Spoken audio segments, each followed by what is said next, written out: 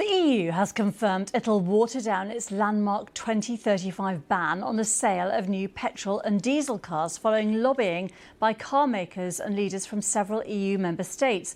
Under current legislation, manufacturers were forced to ensure that 100% of cars and van production had zero emissions up to 2035. Well, the European Commission is now confirming this will be reduced to 90%, allowing the manufacture of hybrid electric cars and combustion engines beyond 2035. Let's speak to Lucien Mathieu from Transport Environment, a group that lobbies to decarbonise the transport and energy sectors in Europe.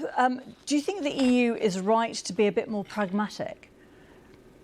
Scrapping the 2030 target is a strategic mistake for Europe. This will make it harder than easier for European car makers to compete globally on electric cars. And the reason for this is that the world is going electric. So the transition is on. Whatever the Commission announces today, the majority of the sales will be electric in 2030, 2035. So reversing this target will send a very harmful signal, because it will mean that the car makers will continue investing in combustion technology, in hybrid technology, when the world is going electric. So every euro spent on the combustion technology is a euro we don't spend on electric technology, and makes it harder to catch up with China. You'll know, though, that in some areas it's been politically unpopular. People feel that the cost of replacing vehicles is too high. The cost is certainly in many places still an issue, but what we see today is that electric cars are already the cheapest to use and soon becoming the cheapest to buy. So soon in the future, it will be outcompeting other alternatives in terms of cost. So hybrids and combustion engines after 2035 are actually a bad solution for consumers and for affordability, because they will be more expensive than electric cars.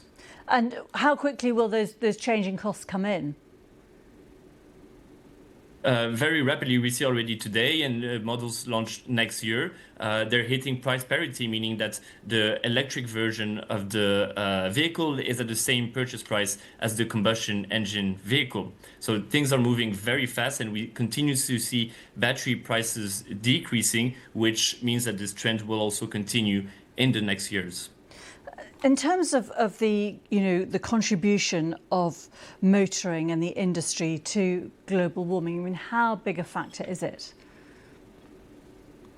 So the road transport sector, in particular cars, account for a significant part of the CO2 emissions. Today in the EU, it's 13% of the overall emission. This is a huge amount of CO2 emission, given the climate urgency. Given that we have today a mature technology, which are electric cars, it's clear that what we need is to accelerate the transition.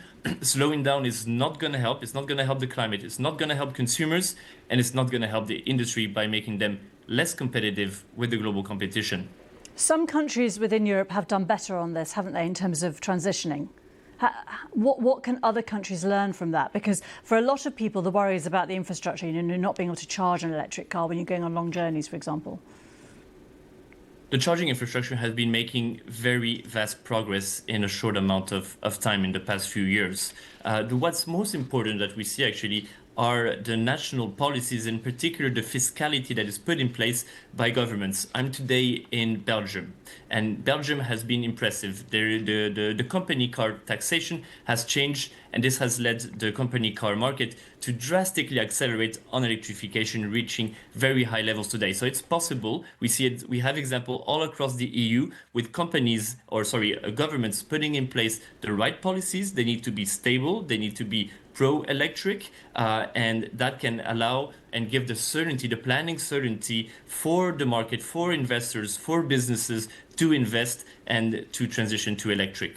OK, we will leave it there. Lucien Mathieu from Transport Environment, thank you very much indeed. Thank you.